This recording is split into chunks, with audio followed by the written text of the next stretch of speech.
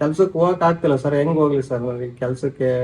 ಬರೀ ಈಗ ನನಗ್ ಗೊತ್ತು ಸರ್, ಈಗ ಸೋರಿಯಾಸಿಸ್ ಪ್ರಾಬ್ಲಮ್ ಅಂತ ಪಕ್ಕದಾಗಿರೋದು ಬೇರೆ ಏನೋ ಅಲರ್ಜಿ, ನಾನು ಅವ್ರದ್ದು ಪಕ್ಕದಲ್ಲಿ ಹೆಂಗಿರ್ಬೇಕು, ಮುಟ್ಟಕ್ಕೂ ಅಸಹ್ಯ ಪಟ್ಕೊಂತಾರೆ ಸರ್ ನಮ್ಮನ್ನು. ಮತ್ತೆ ಆ ಪೇಸ್ಟಲ್ಲಿ ಇದನ್ನು ಮಿಕ್ಸ್ ಮಾಡಬೇಕು. ಮಿಕ್ಸ್ ಮಾಡಿ ಚೆಂದ ಮಾಡ್ತು ಅಂತಂದರೆ ಬ್ಯೂಟಿಫುಲ್ ಆಗಿರ್ತೈತೆ. ಹೆಂಗಪ್ಪ ಇದು ಅಂತ ಆಮೇಲೆ ಅನ್ನಿಸ್ತು ನನ್ನ ಶರೀರ ಇಂಪಾರ್ಟೆಂಟ್. ಈಗ ರಾಜು ಸಾಹೇಬ್ ಹೇಳಿದಾರೆ ಅಂದ್ರೆ ನಾನು ಮಾಡಲೇಬೇಕು. ಮಾಡಿಬಿಟ್ರು. ಅಂದ್ರೆ 3 ತಿಂಗಳಾದ್ಮೇಲೆ ಮೋಸ್ಟ್ಲಿ ಅವ್ರು ಲಗ್ನ ಪತ್ರಿಕೆ ತಗೊಂಡು ಬರ್ತಾರ. ಅಲ್ಲಲ್ಲ ಇದು ಒಳ್ಳೆ ಜೋಕ್ ಏನಾದ್ರು. ಈಗ ನಮ್ ಜೀವನ ಚೆನ್ನಾಗಿಟ್ಕೋಬೇಕು ಅಂದ್ರೆ ಒಂದ್ 3-4 ತಿಂಗಳು ನಾವು ಕಷ್ಟಪಡ್ಲೇಬೇಕು.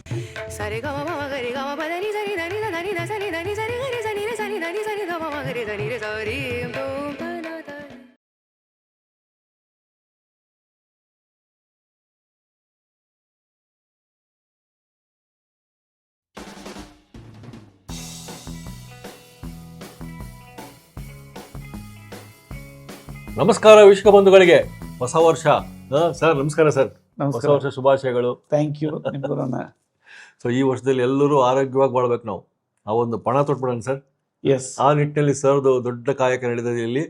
ಸೊ ಪ್ರತಿ ಭಾನುವಾರ ಸಿಗ್ತಾ ಇದ್ದೀವಿ. ಇವತ್ತು ಸರ್ ಕಸಿವಿಸಿ ನಮಗೆ ಚರ್ಮ ರೋಗ ಇದ್ರೆ ಹೆಂಗಿರ್ತದೆ ಪಬ್ಲಿಕ್ ಲೈಫು, ಅದರಲ್ಲಿ ಸೋರೈಸಿಸ್.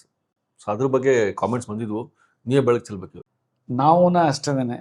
ಸೋರಿಯಾಸಿಸ್ ಅನ್ನೋ ಒಂದು ಶಬ್ದಾವಳಿ ನನಗೆ ಗೊತ್ತಾಗಿದ್ದು ತುಂಬ ಏನೋ ಕಾಲೇಜಲ್ಲಿದ್ದಾಗ ಚರ್ಮರೋಗನೇ ಅಂತ ಇದ್ವಿ. ಹೌದು. ಬಹುಶಃ ನಾನು ಬ್ಯಾಂಕ್ ಆಫೀಸರ್ ಆಗಿದ್ದಾಗ ಅಥವಾ IAS ಆಗಿದ್ದಾಗ ಗೊತ್ತಾಯ್ತು ಸೋರಿಯಾಸಿಸ್ ಅಂತ.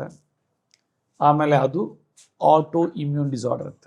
ಸೊ ಈ ಆಟೋ ಇಮ್ಯೂನ್ ಡಿಸಾರ್ಡರ್ ಅಂದರೆ ಏನಂತಂದರೆ, ನಮ್ಮ ಇಮ್ಯೂನ್ ಸಿಸ್ಟಮ್ ಅಂದರೆ ನಮ್ಮ ಬೇಲಿ ಒಲನೆ ಮೇಯಂಗೆ ಅದು. ನಮ್ಮ ಇಮ್ಯೂನ್ ಸಿಸ್ಟಮೇ ನಮ್ಮನ್ನ ಇದು ಮಾಡೋದು. ಸೊ ಸೋರಿಯಾಸಿಸ್ ಅನ್ನೋದು ಒಂದು ಆಟೋ ಇಮ್ಯೂನ್ ಡಿಸಾರ್ಡರ್. ಅದಲ್ಲದೆ ಸುಮಾರು ಇದೆ. ಈಗ ನಾನು ಒಂದು ಹೇಳಬೇಕು ಅಂದರೆ ಎಲ್ಲನೂ ಗೊತ್ತಾಯಿತು ಅಂದರೆ ಜನಕ್ಕೆ ಸ್ಪಂದಿಸ್ತೈತೆ. SLE ಅಂತ, ಪೆಂಪಿಯಸ್ ವಲ್ಗ್ಯಾರಿಸ್ ಅಂತ, ಆಮೇಲೆ ಎವಾಸ್ಕ್ಯುಲರ್ ನೆಕ್ರೋಸಿಸ್ ಅಂತ, ಆಮೇಲೆ ಥೈರಾಯ್ಡ್ ಅಂತ, ಆಮೇಲೆ ಆಟೋ ಇಮ್ಯೂನ್ ಲಿವರ್ ಸಿರೋಸಿಸ್ ಅಂತ, ಮತ್ತೆ ಆಟೋ ಇಮ್ಯೂನ್ದು ಕಿಡ್ನಿ ಪ್ರಾಬ್ಲಮ್, IgA ನೆಫ್ರೋಪತಿ ಅಂತವೆ. ಈ ರೀತಿ ಸುಮಾರು ಹೆಲ್ತ್ ಡಿಸಾರ್ಡರ್ಸ್ ಅಂತೆ. ಬಟ್ ಇಲ್ಲಿ ಇವತ್ತು ನಾನು ನಿಮ್ಗೆ ಹೇಳೋದು ಸೋರಿಯಾಸಿಸ್ ಬಗ್ಗೆ. ಈ ಸೋರಿಯಾಸಿಸ್ ಬಂತು ಅಂದರೆ ಯಾವ ರೀತಿ ಆ ಮನುಷ್ಯನಿಗೆ ಚಿತ್ರಹಿಂಸೆ ಕೊಡ್ತಾನೆ ಅನ್ನೋದಕ್ಕೆ ಇವತ್ತು ನಾನೊಂದು ಟೆಸ್ಟಿಮೋನಿ ಕೊಡ್ತೀನಿ. ಅದರಲ್ಲೇ ಅವರೇ ಹೇಳ್ತಾರೆ ಆ ರೀತಿ ಚಿತ್ರಹಿಂಸೆ. ಕೆಲಸಕ್ಕೆ ಹೋಗ್ತಾ ಇದ್ರು, ಪಕ್ಕದಲ್ಲಿ ಕೂತೋದಿನೇನು ಕೆಟ್ಟ ಅದುವಾಗಲೇ ಹೊರಡು ಚರ್ಮ ರೋಗ ಅಂದ್ರೆ ಅವ್ರು ದೂರ ಹೋಗ್ಬಿಡ್ತಾರಂತೆ. Public life ಹಾಳಾಗೋಗ್ಬಿಡ್ತದೆ. ಅವ್ರು ಹೇಳಿದ್ರು. ಆಮೇಲೆ 3 ತಿಂಗಳ ಕೆಲಸನೂ ಬಿಟ್ಬಿಟ್ರಂತೆ. ಆಮೇಲೆ ಸುಮಾರು 3-4 ವರ್ಷ ಲಕ್ಷಾಂತರ ರೂಪಾಯಿ ಖರ್ಚು ಮಾಡಿದ್ದಾರೆ. ಲಕ್ಷಾಂತರ ರೂಪಾಯಿ. ಅವರು 31 year old ಜೆಂಟಲ್ಮ್ಯಾನ್, ಇನ್ನೂ ಮದುವೆ ಆಗಿಲ್ಲ. ಇನ್ನು ಮದುವೆ ಆದ್ರೆ ಹೆಣ್ಣೊಂದನ್ನ ಡೈವರ್ಸ್ ಮಾಡ್ಬಿಡ್ಬೋದು. ನೋಡೋ ತಕ್ಷಣ ಕೆಟ್ಟದಾಗಿ ಇಡೀ ಶರೀರ ಒಂಥರ ಎಲ್ಲ ಕಡೆನೂ ಇದ್ದಿತ್ತು ಅಂದರೆ ನ್ಯಾಚುರಲಿ ನೋ ಹ್ಯೂಮನ್ಸ್ ಏನೋ ಕಾಂಟ್ಯಾಕ್ಟ್ ಮಾಡಕ್ಕೆ ಇಷ್ಟಪಡಲ್ಲ. ಹೆಣ್ಣೆ ಸಿಗಲ್ಲ. ಅದಕ್ಕೆ ಮದುವೆನೇ ಸರಿ ಹೋಗಲಿಲ್ಲ ಅಂತ ನಮ್ಮ ಮದುವೆ ಆಗ್ಬಾರ್ದು ಅಂತ ಇದ್ದಾರೆ. ಸೊ ಅಲ್ಟಿಮೇಟ್ಲಿ ಆಯುರ್ವೇದಕ್ಕೆ ಹೋದ್ರು, ಅಲೋಪತಿಗೆ ಹೋದ್ರು, ಆಯುರ್ವೇದದಲ್ಲಿ ಪಂಚಕರ್ಮ ಮಾಡಿಸಿದ್ರು, ಅದನ್ನು ಹೇಳಿಕೆ ಕೊಟ್ಟಿದ್ದಾರೆ. ತುಪ್ಪ ಕುಡಿಸೋರಂತೆ, ಮತ್ತೆ ಅದನ್ನ ತೆಗೆಯೋದು. ಆ ಚಿತ್ರಹಿಂಸೆ ಸರ್, ಅದಾದ್ಮೇಲೆ ಆ ಚಿತ್ರಹಿಂಸೆಯಲ್ಲಿ ನನಗಂತೂ ಕೊನೆಯಲ್ಲಿ ಆಯ್ತು ನಂದು ಇಷ್ಟೇ ಲೈಫ್ ಅಂತ. ಆಮೇಲೆ ಅವ್ರ ಸಿಸ್ಟರ್ ನಿಮ್ದು ಮನೆ ಮೇಲೆ ಅಷ್ಟು ನೋಡಿ ಅವ್ರು ಇವ್ರಿಗೆ ಹೇಳಿದ್ರಂತೆ, ಈ ರೀತಿ ಇದೆ, ಈ ರೀತಿ ನೀವು ಅದನ್ನ ಫಾಲೋ ಮಾಡ್ರಿ. ಸೊ ಡೆಫಿನೆಟ್ಲಿ ನಿಮ್ಗೆ ರಿಸಲ್ಟ್ಸ್ ಬರ್ತದೆ.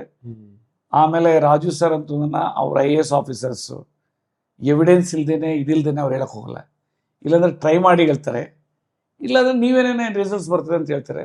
ಇಲ್ಲಂತೂ ನಿಮ್ಗೆ ರಿಸಲ್ಟ್ಸ್ ಬರುತ್ತೆ ಅನ್ನೋ ಒಂದು ಅಫರ್ಮೇಟಿವ್ ಅವ್ರಿಗೆ ಹೇಳಿದಂತೆ. ಸೊ ಅವ್ರು ಹೇಳಿದ್ದಾರೆ, ಬಂದಿದ್ದಾರೆ, ಟ್ರೀಟ್ಮೆಂಟ್ ತಗೊಂಡಿದ್ದಾರೆ. ನೆಕ್ಸ್ಟ್ 1 ತಿಂಗಳಿಗೆ ಬಂದಿದ್ದಾರೆ.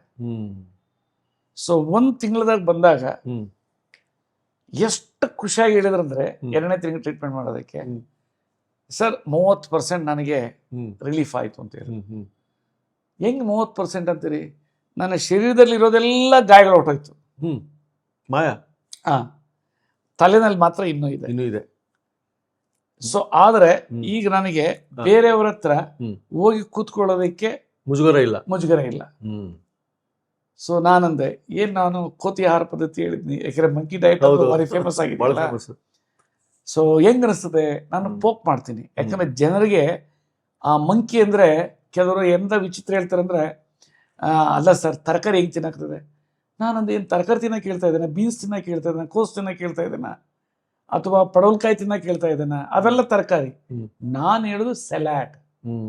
ಸಲಾಡ್ ಅಂದ್ರೆ ನಾವು ತರಕಾರಿ ಗ್ರೂಪಲ್ಲಿ ಬರ್ಬೋದು, ಫ್ಯಾಮಿಲಿನಲ್ಲಿ ಆ ಒಂದು ಗ್ರೂಪಲ್ಲಿ, ಬಟ್ ಆದ್ರೆ ತರಕಾರಿ ಅಲ್ವಲ್ಲ ಅದು ಬೇಯಿಸ್ದೇನೂ ತಿನ್ಬಹುದು.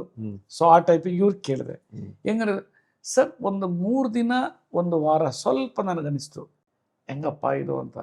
ಆಮೇಲೆ ಅನಿಸ್ತು ನನ್ನ ಶರೀರ ಇಂಪಾರ್ಟೆಂಟು, ಈಗ ರಾಜು ಸಾಹೇಬ್ ಹೇಳಿದಾರೆ ಅಂದ್ರೆ ನಾನು ಮಾಡಲೇಬೇಕು. ಮಾಡಿಬಿಟ್ರು. ಆಮೇಲೆ ಮಾಡಿದ್ರು 7 ದಿನ ಆದ್ಮೇಲೆ ಅಂತಾರೆ ಸರ್, ಒಂದು ಹೊತ್ತು ಊಟ ಮಾಡ್ಲಿದ್ರು ಏನು ಇದಿಲ್ಲ, ಆರಾಮಾಗಿ ಎಂಜಾಯ್ ಮಾಡ್ತೀನಿ, ಅಷ್ಟು ಖುಷಿ ಆಗ್ತದೆ. ಈಗ ನೋಡ್ತಾ ನೋಡ್ತಾ ನೋಡ್ತಾ ನೋಡ್ತಾ ಎಲ್ಲ ಇದಾಗೋಯ್ತು. ಆಮೇಲೆ ನನಗೆ ಆಶ್ಚರ್ಯ ಅನ್ನಿಸ್ತು, ನಾನು ಇಲ್ಲಿಗೆ ಬಂದಿದ್ದು ಇದನ್ನು ನೋಡಿ ಟೆಸ್ಟ್ ಮಾಡೋಣ ಅಂತ. ಏನು ಸೋರಿಯಾಸಿಸ್ ಅಂದ್ರೆ ಎಲ್ಲಾ ಹೋಗಿದ್ದು ಇಲ್ಲೇ ಹೋಗುತ್ತೆ, ಇದನ್ನು ಒಂದು ನೋಡ್ಬೇಡ, ಇನ್ನೂ ಲಕ್ಷಾಂತರ ರೂಪಾಯಿ ಖರ್ಚು ಮಾಡಿಬಿಟ್ಟಿದ್ದೀನಿ, ಇದು ಮಾಡಿದ್ದೇನೆ ಅಂತ ಬಂದಿದ್ದೆ. Is so happy. ಇಮ್ಯಾಜಿನ್ ಮಾಡಿ, ಇದು 30 days ಅಲ್ಲಿ 30 ದಿನ, ಜಸ್ಟ್ 30 ದಿನದಲ್ಲಿ. ಇದು 30 ದಿನದಲ್ಲಿ ಅಷ್ಟೇ ಆಯ್ತು. ಇನ್ನು ಏನದು, ಇನ್ನು ಒಂದು 3 ತಿಂಗಳು ಲಾಂಗ್ ವೇ ಟು ಗೋ ಅಂತ. 3 ತಿಂಗಳು ಅನ್ಕೊಳ್ಳಿ. ಅದು 3 ತಿಂಗಳು ಆದ್ಮೇಲೆ ಮೋಸ್ಟ್ಲಿ ಅವ್ರು ಲಗ್ನ ಪತ್ರಿಕೆ ತಗೊಂಡು ಬರ್ತಾರ. ಅಲ್ಲಲ್ಲ, ಇದು ಒಳ್ಳೆ joke. 100% is a very smart boy ಪಾಪ. ಸೊ ಆ ರೀತಿ ಇದು ವರ್ಕ್ ಆಗುತ್ತೆ. You just cannot imagine. So ಇವಾಗ ಇವರು ಎಲ್ಲ 1 ಲಕ್ಷ ರೂಪಾಯಿ ಖರ್ಚು ಮಾಡಿರಿ ಅಂತ ಹೇಳಿದ್ರಿ ನೀವು. ನಿಮ್ಮ ಹತ್ರ ಬಂದ್ಮೇಲೆ ಸೈಂಟಿಫಿಕಲಿ ಅಲ್ಲ ಆಗದೆ ಇರೋದು ಇಲ್ಲಿ ಹೆಂಗಾಯ್ತು? ಓಕೆ, ಏನು ಅಂತಂದ್ರೆ, ಒಂದು ನಾನು ಡೆವಲಪ್ ಮಾಡಿರೋ ಫಾರ್ಮುಲೇಷನ್ಸ್ ಬಹುಶಃ ನಮ್ಮ ಉಪಯುಕ್ತ ಜೀವಗಳಿಗೆ ಆಹಾರ ಆಗಿರ್ಬೋದು. ಮೇ ಬಿ ಅದನ್ನ ಪ್ರಿಬಯೋಟಿಕ್ಸ್ ಅಂತೀವಿ ನಾವು. ಆಮೇಲೆ ಇದು ಯಾವುದೋ ಕೆಲವೊಂದು ಆರ್ಗನ್ಸ್ಗೆ ಊಟ ಸಿಕ್ಕಿರಲ್ಲ, ನ್ಯೂಟ್ರಿಯೆಂಟ್ಸ್, ಆ ನ್ಯೂಟ್ರಿಯೆಂಟ್ಸ್ ಆಗಿ ಇದು ಇದಾಗಿರ್ಬೋದು, ಕೆಲಸ ಮಾಡಿರ್ಬೋದು. ಮತ್ತೆ ಇದು ಏನಂತಾರೆ, ಡಿಟಾಕ್ಸಿಫಿಕೇಶನ್ ಏಜೆಂಟ್, ಆಂಟಿ ಆಕ್ಸಿಡೆಂಟ್ ಕೆಲಸ ಮಾಡಿರ್ಬೋದು. ಯಾಕೆಂದ್ರೆ ಅದು ಬಹುಶಃ ನಮ್ಮ ಹೊಟ್ಟೆಯಲ್ಲಿರೋ ಉಪಯುಕ್ತ ಜೀವಾಣುಗಳ ಆಹಾರ ಮತ್ತೆ ಡಿಟಾಕ್ಸ್ ಮಾಡ್ಬೋದು ಅಂತ ಕಾಣುತ್ತೆ, ಇದು ಮಾಡ್ಬೋದು ಅಂತ ಕಾಣುತ್ತೆ. ಎಂಟೈರ್ ಬಾಡಿ ಹುಟ್ಟಿದಾಗಂತೂ ಇರಲಿಲ್ಲ ಚರ್ಮ ರೋಗ, ಆಮೇಲೆ ಬಂತು. ಮತ್ತೆ ಈಗ ಆ ಹೊಸ ಶರೀರ ಮೊದಲ ಹೆಂಗಿತ್ತು ಹಂಗೆ ಆಗ್ತೈತೆ. ಯಾಕೆಂದ್ರೆ ಯಾವುದೋ ಒಂದು ಆರ್ಗನ್ಸು ಹೆಲ್ಪ್ ಮಾಡ್ತಾ ಇರಲಿಲ್ಲ. ಆ ಹೆಲ್ಪ್ ಮಾಡದೇ ಇರೋದ್ರಿಂದ, ಯಾಕೆಂದ್ರೆ ನಮ್ಮಲ್ಲಿ ಮೋರ್ ದ್ಯಾನ್ 80 ಆರ್ಗನ್ಸ್ ಇದೆ, ಒಂದಕ್ಕೊಂದು ಇಂಟರ್ಕನೆಕ್ಟ್ ಇದೆ, ಚೈನ್ಸ್ ಸಿಸ್ಟಮ್. ಕೆಲವು ಆರ್ಗನ್ಸ್ ಏನೋ ಅದರ ಒಂದು ಹಾರ್ಮೋನ್ಸ್ ಉತ್ಪತ್ತಿ ಆಗ್ತಾ ಇಲ್ಲ ಅಂತ ಕಾಣುತ್ತೆ. ಆದ್ದರಿಂದ ಇಮ್ಯೂನ್ ಸಿಸ್ಟಮ್ ಇದಾಗಿರಬೇಕು ಆ ಪರ್ಟಿಕ್ಯುಲರ್ ಸ್ಕಿನ್ ಏರಿಯಾಗೆ. ಸೊ ಆ ರೀತಿ ಪ್ರಾಬ್ಲಮ್ ಆಗಿರಬೇಕು. ಹೌದು. ಆಮೇಲೆ ಓವರ್ ಆಲ್ ಸಿಸ್ಟಮ್ ಅಲ್ಲಿ ಈ ಸೆಲ್ಯುಲಾರ್ ಲೆವೆಲ್ ಅಲ್ಲಿ, ಮಾಲಿಕ್ಯುಲರ್ ಲೆವೆಲ್ ಅಂತೀವಿ, ಆ ಒಳಗಡೆ ಆ ಒಂದು ಪ್ರೋಟೀನ್ಸ್ ಡಿಸ್ಟರ್ಬ್ ಆಗಿ ಅನ್ಫೋಲ್ಡೆಡ್ ಇರ್ತದೆ. ಅದನ್ನು ಫೋಲ್ಡ್ ಮಾಡುವಂಥ ಶಕ್ತಿ ಏನು ಈಟ್ ಶಾಕ್ ಪ್ರೋಟೀನ್ಸ್ ಅಂತಿದೆ ಬಾಡಿನಲ್ಲಿ, ಶೆಫೆರಾನ್ಸ್ ಅಂತ. ಆ ರೀತಿ ಇದು ಅದನ್ನ ಆಕ್ಟಿವೇಟ್ ಮಾಡಿರ್ಬೇಕು ಅಂತ ಕಾಣಿಸುತ್ತೆ. ಸರಿ ಸರ್. ಇಲ್ಲ ಅಂದ್ರೆ ಇದು ಮ್ಯಾಜಿಕ್ ಅಂತೂ ಅಲ್ಲ. ಮ್ಯಾಜಿಕ್ ಅಲ್ಲ, ಬಟ್ ನೀವಂದ್ರೆ ಇದು ಆಟೋ ಇಮ್ಯೂನ್ ಡಿಸಾರ್ಡರ್ ಇಂದ ಬಂತು ಅಂದ್ರಿ. ಈಗ ಇದು ಆಟೋ ಇಮ್ಯೂನ್ ಡಿಸಾರ್ಡರ್ ಕೂಡ ರೆಕ್ಟಿಫೈ ಮಾಡಿರ್ತದೆ. ಎಸ್, ಒಂದೊಂದ್ರಲ್ಲಿ ಏನ್ ಗೊತ್ತಾ, ಆಯುರ್ವೇದ ಒಂದು ಸ್ಪೆಷಾಲಿಟಿ ಏನಂದ್ರೆ ಎಂಟೈರ್ ಶರೀರಕ್ಕೆ ಪೋಷಣೆ ಮಾಡುವಂತಹ ಕೆಲಸ ಆಯುರ್ವೇದದ್ದು. ನಮ್ಮ ಆಯುಷ್ಯನೇ ಚೇಂಜ್ ಮಾಡುವಂತಹ ವೇದ, ಪೂರ್ಣ ಆಯುಷ್ಯ ಕೊಡುವಂಥದ್ದು. ಸೊ ಇಲ್ಲಿ ನಾನು ಮಾಡಿರೋದ್ರಲ್ಲಿ ಒಂದು ಪ್ರಿಡಾಮಿನೆಂಟ್ ಅಂದ್ರೆ ಒಂದು ಮೇನ್ ಡಿಸಾರ್ಡರ್ಗೆ ನಾನು ಪೋಷಣೆ ಮಾಡಿದೆ ಅಂತಂದ್ರೆ, ಇವೆಲ್ಲ ನ್ಯೂಟ್ರಿಯೆಂಟ್ಸ್ ಒಂದು ಟ್ರೀಟ್ಮೆಂಟ್ ಪ್ರೋಟೋಕಾಲ್ ಅಲ್ಲಿ ಪೋಷಣೆ ಮಾಡಿದೆ ಅಂದ್ರೆ ಎಲ್ಲ ಆರ್ಗನ್ಸ್ಗೂ ಪೋಷಣೆ ಆದಂಗೆ. ಇದಕ್ಕೆ ನಾನು ಹೇಳೋದು ಆಹಾರಿ ಪರಮಾಷಧಮ್ ಅಂತ ಹೇಳ್ತಾರೆ. Food is a medicine. What was your protocol? ಅಂದ್ರೆ ನಿಮ್ಮ ಪ್ರೋಟೋಕಾಲ್ ಏನಿದೆ ಸರ್ ಟ್ರೀಟ್ಮೆಂಟ್? ಇದರಲ್ಲಿ gastro support, liver support, renal support ಬೆಳಿಗ್ಗೆ ಮತ್ತೆ ಸಂಜೆ, ಮಧ್ಯಾಹ್ನ ಕಾರ್ಡಿಯೋವ್ಯಾಸ್ಕ್ಯುಲರ್ ಸಪೋರ್ಟು, ಆಮೇಲೆ ಎಡಿಮ್ಯಾಕ್ಸ್ ಪೌಡರು ಅಥವಾ ಗ್ರಾವ್ಯುಲಾ ಕ್ಯಾಪ್ಸೂಲ್ಸ್, ಆಮೇಲೆ ಆಹಾರ ಪದ್ಧತಿ ಹಾ. ಬೇಯಿಸದೇ ಇರೋದು. ಎಷ್ಟು ಬೇಕಾದರೂ ಹಣ್ಣುಗಳು ತಿನ್ಬೋದು, ಎಷ್ಟು ಬೇಕಾದ್ರೂ ಡ್ರೈ ಫ್ರೂಟ್ಸ್ ತಿನ್ಬೋದು, ಆಮೇಲೆ ಎಷ್ಟು ಬೇಕಾದ್ರೂ ಸಲಾಡ್ ತಿನ್ಬೋದು, ಆಮೇಲೆ ಬೆಸ್ಟ್ ಕೋಸಂಬರಿ. ಸರ್ ಬರೀ ಡ್ರೈ ಫ್ರೂಟ್ಸ್ ಅಂದರೆ ಈಗ ನಿಮ್ಮ ಮಂಕಿ ಡಯಟ್ ಅಂದರೆ ಈ ಅನ್ಕುಕ್ ಡಯಟೇ ಆಯ್ತಾ ಮತ್ತು ಕುಕ್ ತಿಂತಾ ಇದ್ರ? ಇಲ್ಲ, ತಿನ್ನಲೇಬಾರ್ದಾ? 100%. ನೋಡ್ರಿ, 3 ಹೊತ್ತು ಇದೆ. 3 ಹೊತ್ತು ಇದೆ. ನೋಡ್ರಿ, ಒಂದು ಹೇಳ್ತೀನಿ, ಒಂದು ನರಕಯಾತನೆ ಪಟ್ಟು ಸಾಯ್ಬೇಕಾ ಇಲ್ಲ ಆರೋಗ್ಯಗಿರ್ಬೇಕು?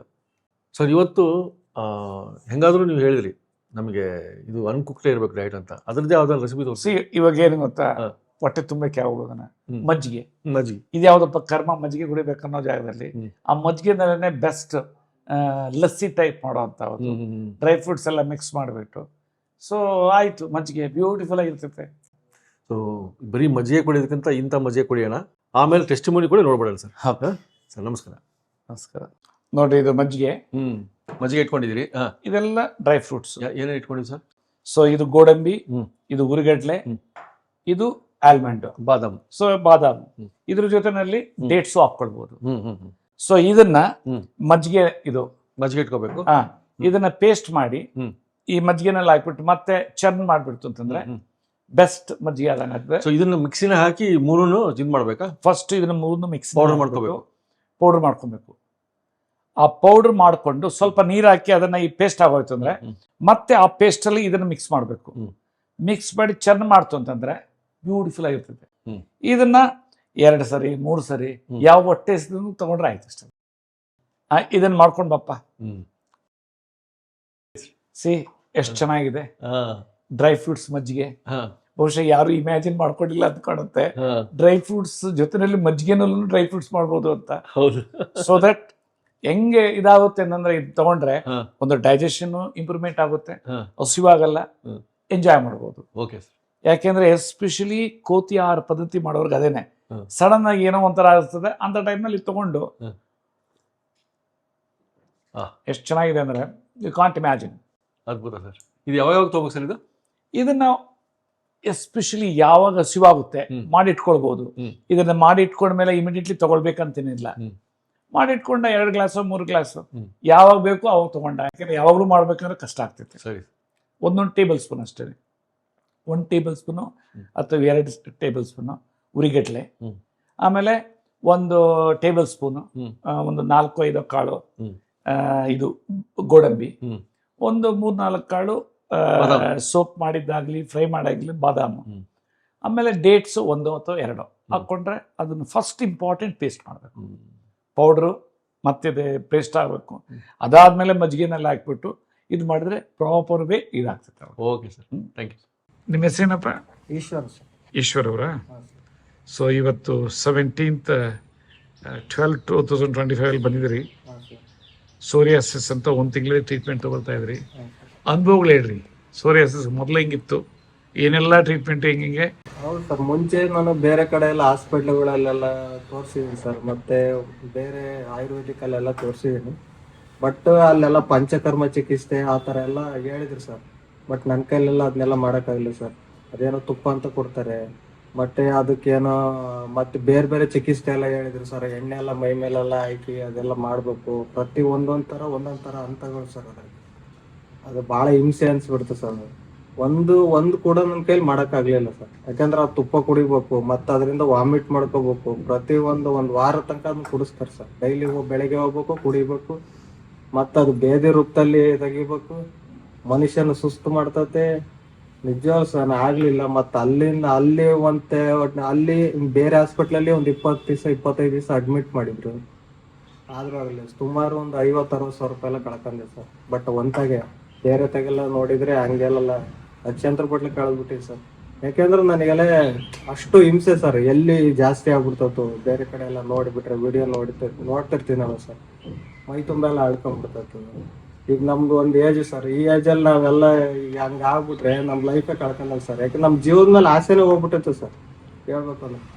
ಆಮೇಲೆ ನಮ್ಮ ಸಿಸ್ಟರು ಈ ವಿಡಿಯೋ ನೋಡಿ, ಹಿಂಗೆ ಮಿರಾಕಲ್ ಡ್ರಿಂಕ್ಸ್ ಅಂತ ವಿಡಿಯೋ ನೋಡಿ ಹಿಂಗೆ ಒಂದ್ಸಲಿ ರಾಜು ಸರ್ ಅಂತ ನನಗೆ ಯಾಕೋ ಭಾಳ ಚೆನ್ನಾಗಿ ಅನಿಸ್ತೈತೆ ಅವ್ರ ಹತ್ರ.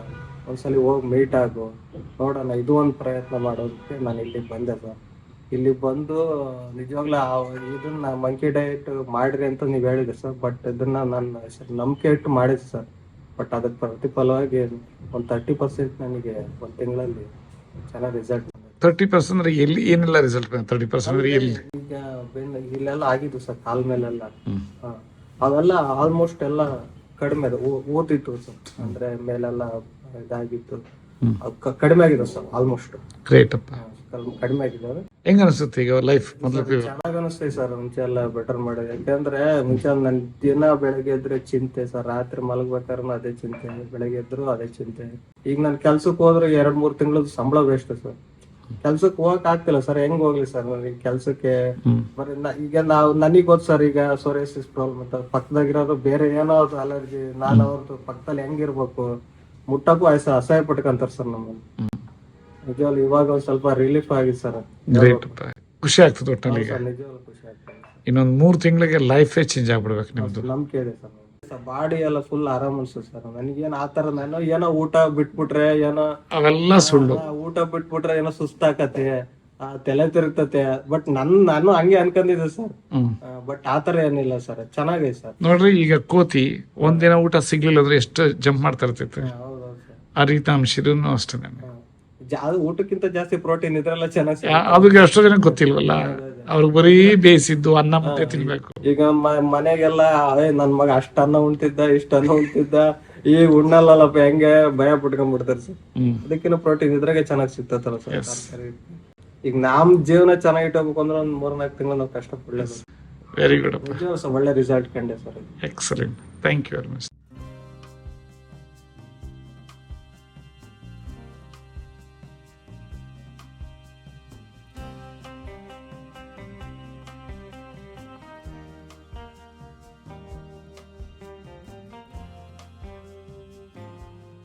ಇನ್ನೂ ಅನೇಕ ಸ್ವಾದಿಷ್ಟ ರೆಸಿಪಿಗಳಿಗಾಗಿ ಸಬ್ಸ್ಕ್ರೈಬ್ ಮಾಡುವುದನ್ನು ಮರೆಯಬೇಡಿ.